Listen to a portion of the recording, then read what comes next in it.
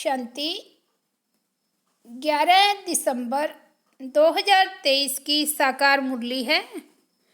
बाबा बोले, मीठे बच्चे, तुम सबको जीवन मुक्ति का मंत्र देने वाले सतगुरु के बच्चे गुरु हो। तुम ईश्वर के बारे में कभी भी झूठ नहीं बोल सकते। आज का प्रश्न है, सेकंड में जीवन मुक्ति प्राप्त करने की विधि और उसका गायन क्या है। उत्तर है, सेकंड में जीवन मुक्ति प्राप्त करने के लिए प्रवृत्ति में रहते कमल फूल समान पवित्र बनो। सिर्फ इस अंतिम जन्म में पवित्रता की प्रतिज्ञा करो तो जीवन मुक्ति मिल जाएगी। इस पर ही राजा जनक का मिसाल गाया हुआ है कि गृहस्थ वार में रहते 1 सेकंड में प्रतिज्ञा के आधार पर जीवन मुक्ति प्राप्त की। गीत बजा है, यह वक्त जा रहा है। ओम शांति। बाप आते हैं सबको सेकंड में जीवन मुक्ति देने। गायन भी है, सबका सदगति दाता जीवन मुक्ति दाता एक है। 1 सेकंड में जीवन मुक्ति क्यों कहते हैं? जैसे राजा जनक का मिसाल है।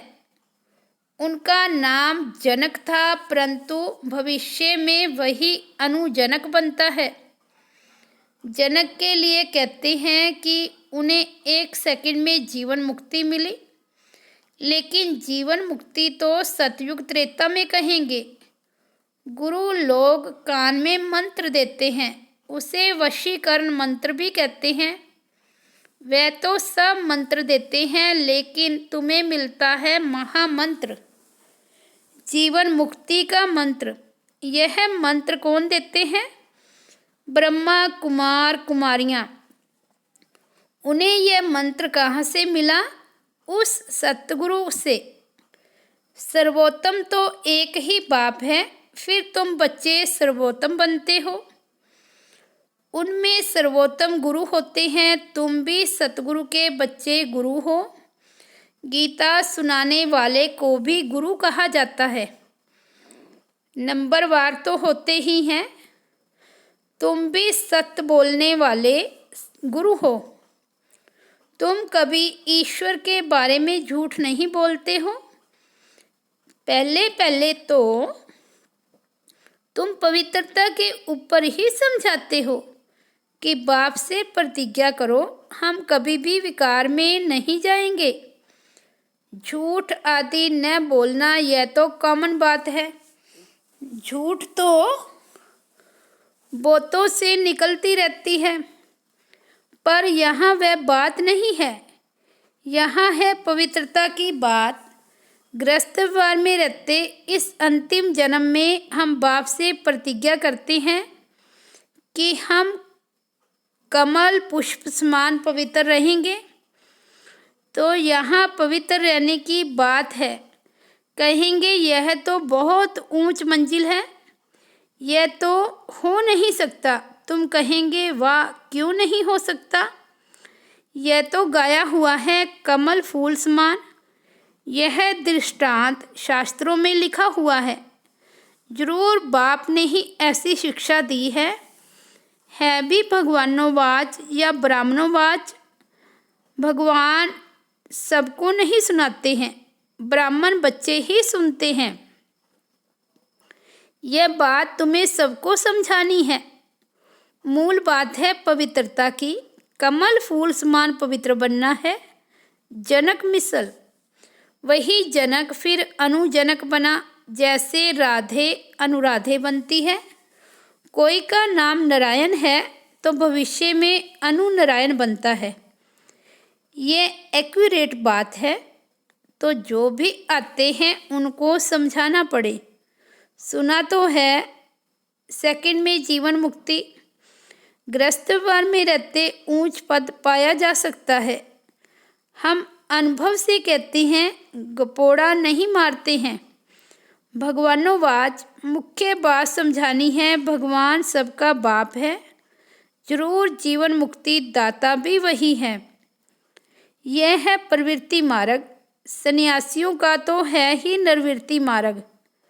वे कभी राजयोग सिखला नहीं सकते।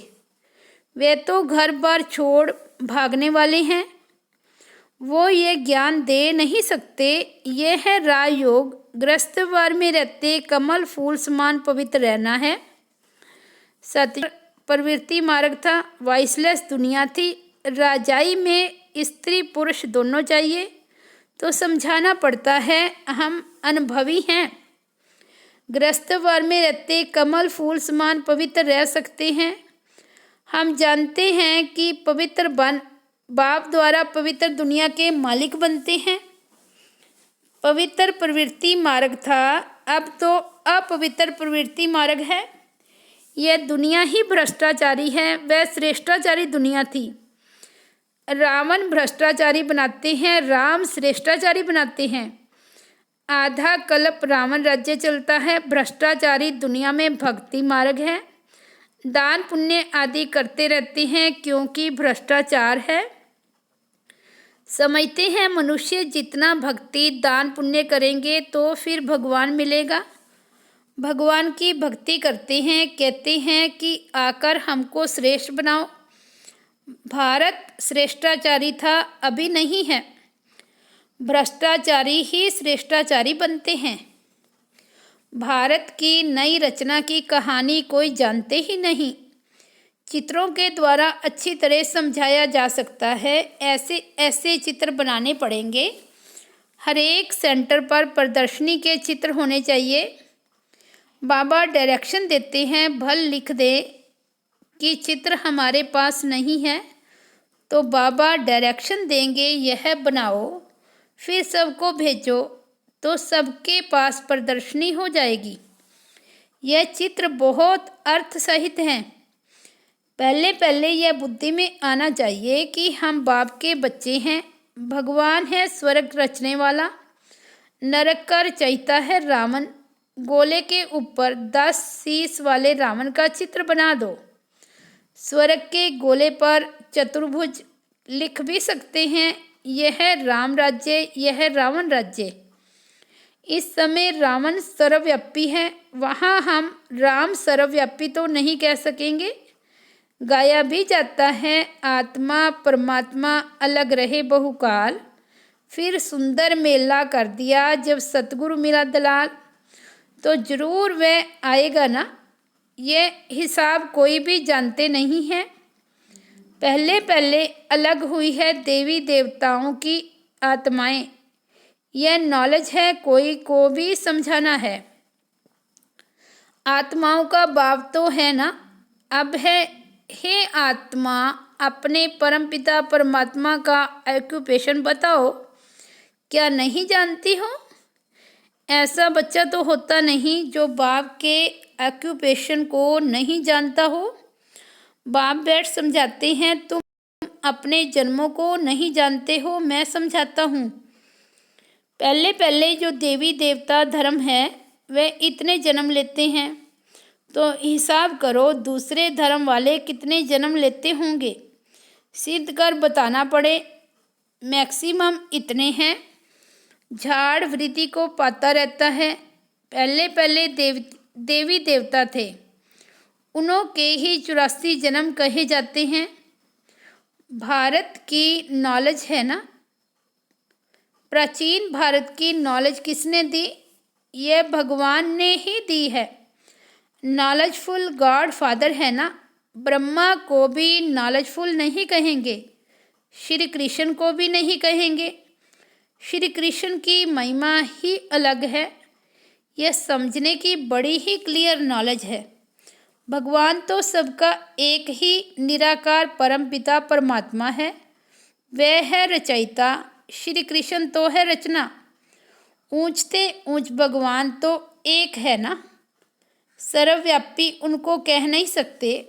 भारत में ऊंचते ऊंच प्रेसिडेंट फिर नंबरवार और है।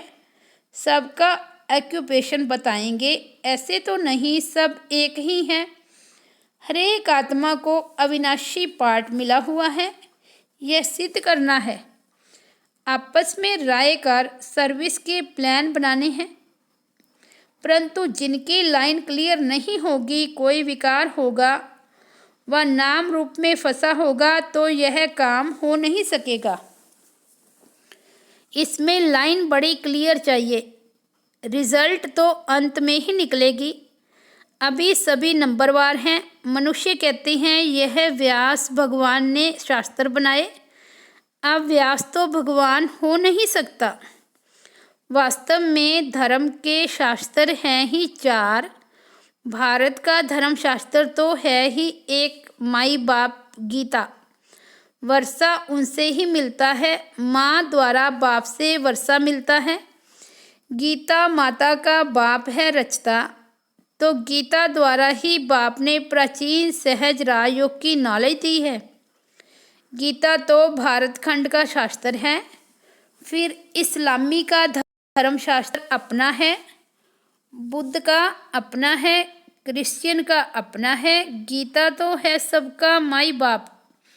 बाकी शास्त्र हैं बाल बच्चे, वे बाद में निकले हैं। बाकी इतने वेद उपनिषद आदि यह सब किस धर्म के हैं, यह मालूम तो होना चाहिए कि यह किसने उचारे, उससे कौन सा धर्म निकला। कोई धर्म तो है नहीं। पहले तो सिद्ध करना है कि गीता खंडन की हुई है। बाप के बदले बच्चे का नाम दे दिया है। जीवन चरित्र तो सबका अलग अलग है। बाप कहते हैं सर्वधर्मानि परित्यज्य मामेकम याद करो। परमात्मा आत्माओं को कहते हैं तुम अशरीरी बनो, मेरे को याद करो। अशरीरी बाप ही यह कह सकते हैं, सन्यासी तो कह नहीं सकते। ये गीता के अक्षर हैं। सब धर्म वालों को कहते हैं अशरीरी भव। अभी नाटक पूरा होता है। सबको मंत्र मिलता है कि देह साहित दे के सब संबंध त्याग, मामेकम याद करो तो तुम मेरे पास आ जाएंगे।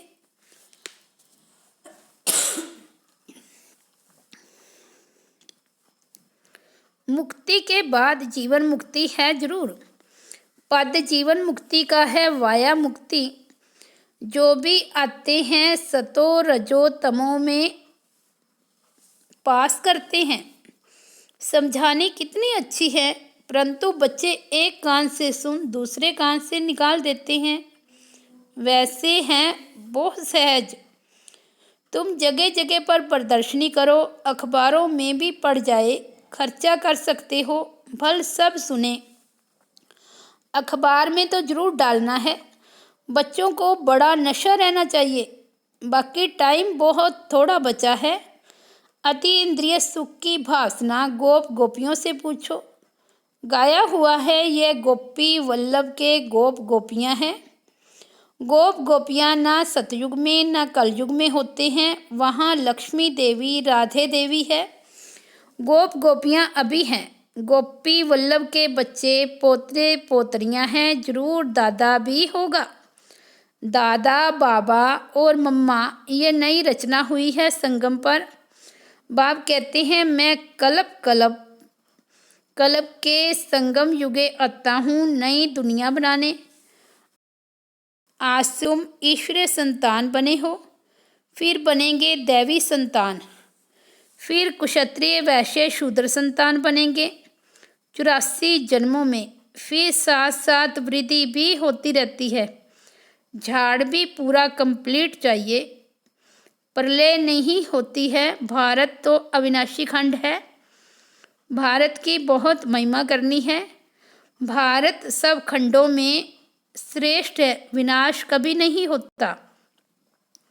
अच्छा, मीठे मीठे सिकी लदे बच्चों प्रति माता पिता बाप दादा का याद प्यार और गुड मॉर्निंग। रूहानी बाप की रूहानी बच्चों को नमस्ते। हम रूहानी बच्चों की रूहानी बाप दादा को याद प्यार गुड मॉर्निंग और नमस्ते। रात्रि क्लास है 16 अप्रैल 1968। तुम ब्राह्मण बच्चों बगैर किसको भी यह पता नहीं है कि संगम युग कब होता है। इस कल्प के संगम युग की महिमा बहुत है। बाप आकर राजयोग सिखलाते हैं।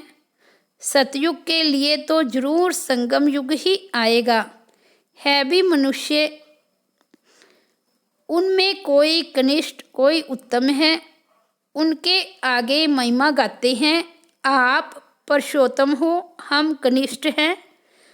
आपे ही बताते हैं मैं ऐसे हूँ ऐसे हूँ। अभी इस पुरुषोत्तम संगम युग को तुम ब्राह्मण बगैर कोई भी नहीं जानते। इनकी एडवर्टाइज कैसे करें जो मनुष्यों को पता पड़े।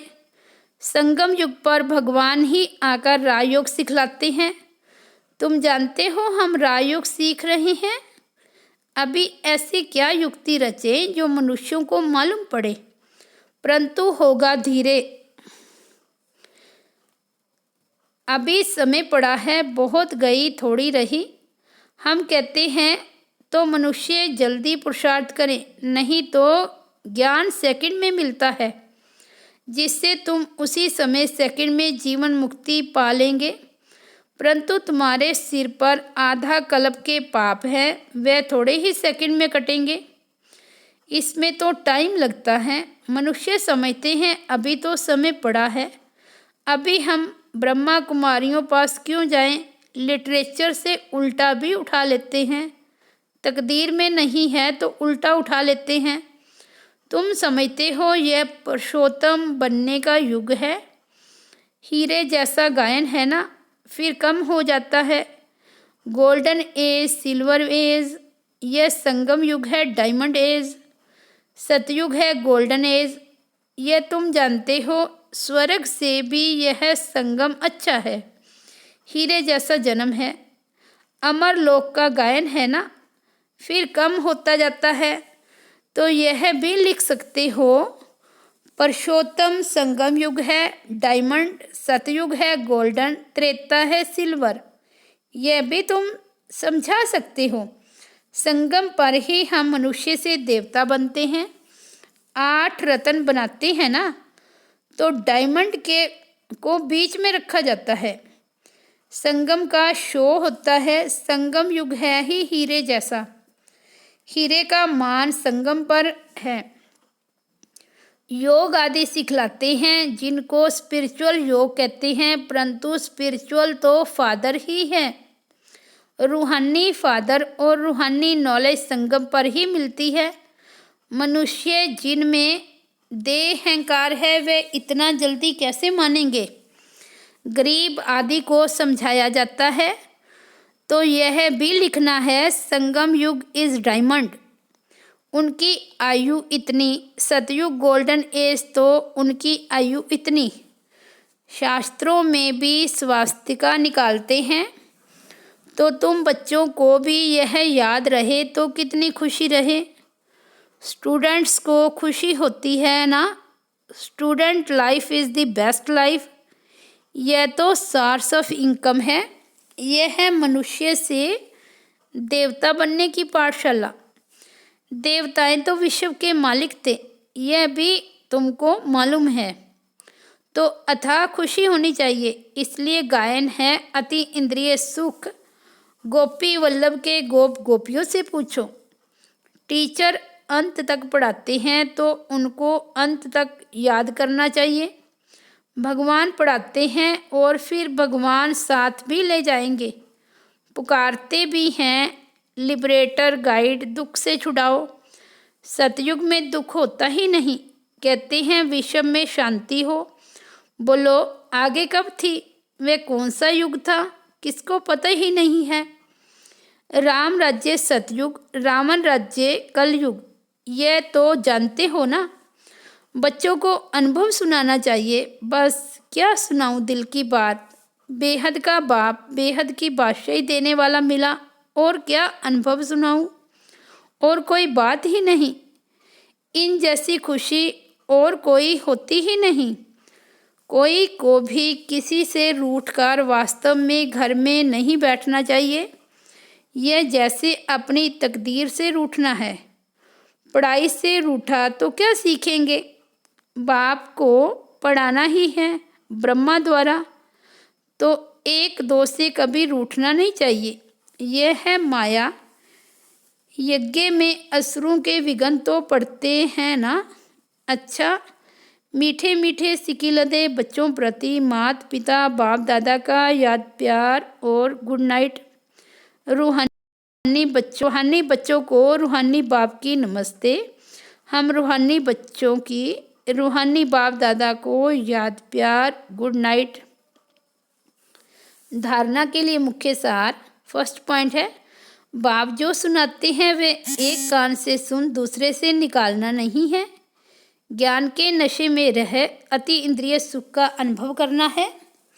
दूसरी पॉइंट है, सभी को सेकंड में मुक्ति जीवन मुक्ति का अधिकार देने के लिए यही महामंत्र सुनाना है कि देह सहित देह के सब संबंधों का त्याग कर बाप को याद करो। आज का वरदान है, क्लियर बुद्धि द्वारा हर बात को परख कर यथार्थ निर्णय करने वाले सफलता मूर्त भव। जितनी बुद्धि क्लियर है उतनी परखने की शक्ति प्राप्त होती है। ज़्यादा बातें सोचने की बजाय एक बाप की याद में रहो। बाप से क्लियर रहो तो हर बात को सहज ही परख कर यथार्थ निर्णय कर सकेंगे। जिस समय जैसी परिस्थिति जैसा संपर्क संबंध वाले का मूड, उसी समय पर उस पर मान चलना, उसको परख कर निर्णय लेना, यह भी बहुत बड़ी शक्ति है जो सफलता मूर्त बना देती है। स्लोगन है, ज्ञान सूर्य बाप के साथ लक्की सितारे वह हैं जो यज्ञ से अंधकार को मिटाने वाले हैं, अंधकार में आने वाले नहीं। ज्ञान सूर्य बाप के साथ लक्की सितारे वह हैं जो यज्ञ से अंधकार को मिटाने वाले हैं, अंधकार में आने वाले नहीं। अच्छा, ओम शांति। तो ये थे मीठे प्यारे बाबा के 11 दिसंबर 2023 के अनमोल महावाक्य। मुरली का हेडिंग है, मीठे बच्चे तुम सबको जीवन मुक्ति का मंत्र देने वाले सतगुरु के बच्चे गुरु हो। तुम ईश्वर के बारे में कभी भी झूठ नहीं बोल सकते। ओम शांति।